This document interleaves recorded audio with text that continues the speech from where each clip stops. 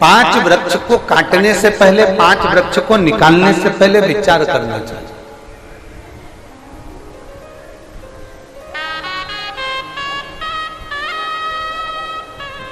घर का गंदा पानी, घर का बेकार जल अगर पीपल के वृक्ष में जा रहा है, बेलपत्री के वृक्ष में जा रहा है, बट वृक्ष में जा रहा है, आंवले के वृक्ष में जा रहा है, शमी के वृक्ष में जा रहा है, तो वो श्रेष्ठ नहीं है, उसकी श्रेष्ठता नहीं है। यहां तक शिव महापुराण की कथा कहती है, अगर कोई विद्वत ब्राह्मण ने आपको बताया है कि आपके घर में पितृदोष है, कोई विद्वान ब्राह्मण ने बता दिया कि आपके घर में काल सर्प दोष है, कोई विद्वान ब्राह्मण ने बता दिया कि आपके यहाँ पर ये वास्तु दोष है और इस दोष को मिटाना जरूरी है, कोई ने आपको बताया, उस समय पर हमें घबराना नहीं।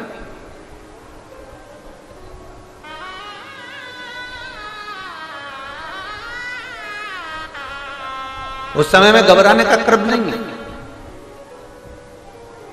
कहते हैं पीपल का जो जल झड़ता है पीपल के वृक्ष से, आप लोगों ने कभी देखा है कि नहीं देखा, वो हमको नहीं मालूम।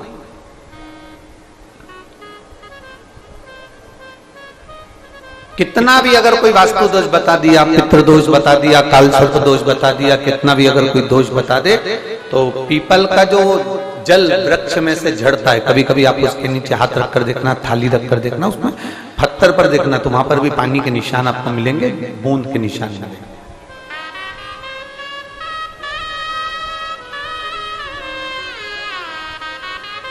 मात्र उस पीपल के वृक्ष के जल की एक बिंदी, एकमात्र बिंदी, शंकर भगवान का जो शिवलिंग है जलाधारी है, चरण है, गणेश कार्तिकेय का स्थान है, अशोक सुंदरी का स्थान है, और प्रत्येक जलाधारी में से पानी बीच में से आकर नीचे की ओर गिरता, नीचे की ओर गिरता। आप लोगों के स्मरण में हमने पहले भी बताया कि राइट में किसका स्थान है, गणेश जी का, लेफ्ट में कार्तिकेय, बीच में अशोक सुंदरी, ये क्या है, पार्वती जी का हस्त कमल शिवलिंग, और ऊपर से जो जल एक एक बूंद शंकर जी के शिवलिंग पर गिर रहा है, वो शंकर जी की 5 लड़कियां जया, विषहरा, शामलीवारी, दौतली और देव, शंकर जी की 5 लड़कियों एक एक बूंद पानी शिव जी पर गिरा। जहां जल नीचे गिरता है उस स्थान से जहां तक जल बहकर जा रहा है, उस स्थान तक 33 कोटि देवताओं का स्थान, 33 कोटि देवताओं का स्थान। अब जहां पानी आया, जहां नीचे गिरा, उसके बीच में जो स्थान होता है, आप लोगों ने देखा है कि नहीं देखा? जिनने देखा है जरा हाथ उठाओ। ये पानी जैसे यहां तक आया और यहां के बाद नीचे गिरेगा, तब वो नाली के माध्यम से बाहर जाएगा, तो जितनी दूर यहां से वो नीचे की ओर जो गिर रहा है, यहां से वो नीचे की ओर जो पानी जा रहा है, ये जो स्थान होता है, ये हमारे 3 दोषों को निवारण तुरंत कर देता है। एक हमारा पितृदोष,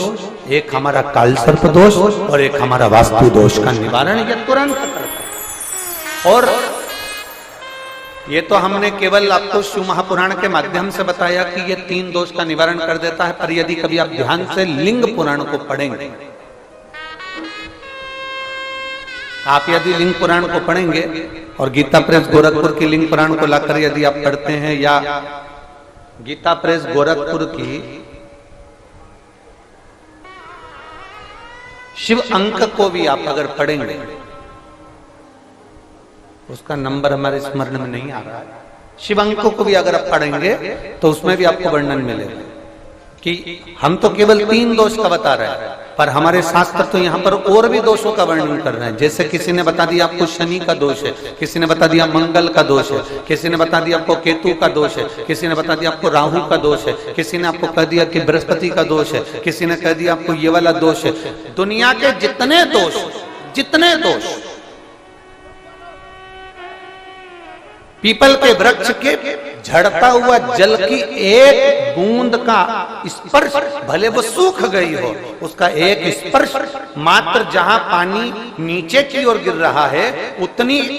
परिधि, उतनी जगह के बीच में जहां से पानी गिरता है, बस उस स्थान पर अगर वो उंगली अपना नाम और गोत्र का स्मरण कर कर भी लगा दी जाए और एक लोटा जल चढ़ा दिया जाए तो ये जितने दुनिया के दोष हैं वो अपने आप समाप्त हो ही जाते हैं। शंकर की भक्ति का है मूल में बोल बम का नारा है। और अच्छे से समझ लो, जरा